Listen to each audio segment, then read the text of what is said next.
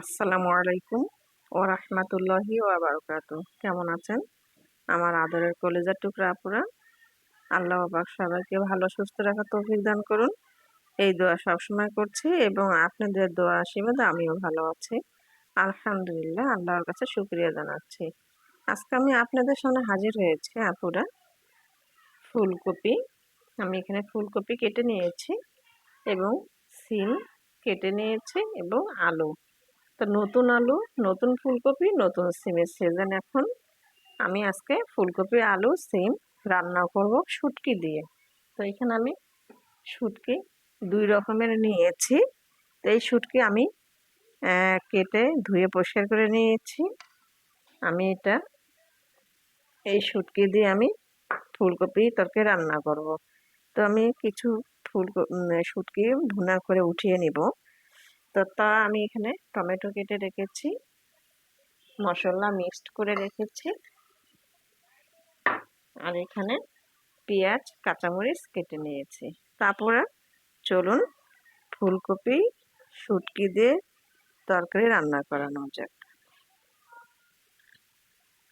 তো আমি চুলাতে একটা পাতিল বসিয়ে দিলাম।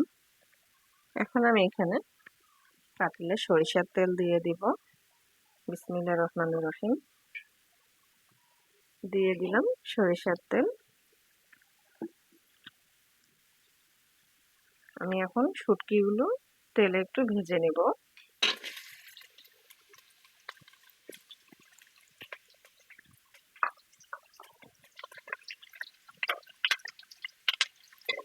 শুটকিগুলো একটু ভেজে নিচ্ছি, তাহলে তরকারিটা খেতেও ভালো লাগবে।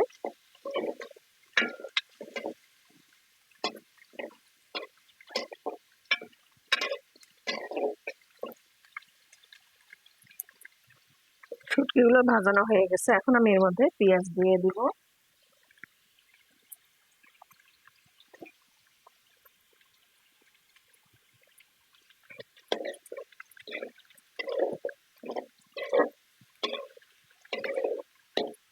দিয়ে দিলাম পেঁয়াজ, এখন একটু কাঁচামরিচ কাটা দিয়ে দিচ্ছি।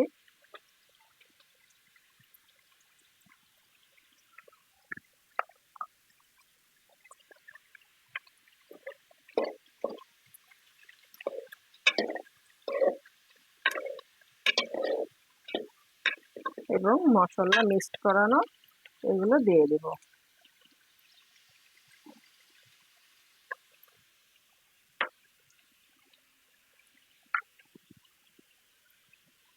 মশলার বাটিটা একটু পানি দিয়ে ধুয়ে দিচ্ছি।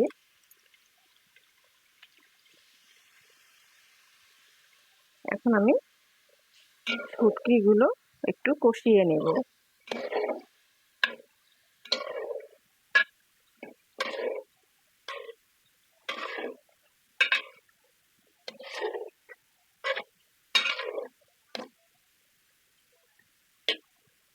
একটু ঢেকে দেব এখন আমি।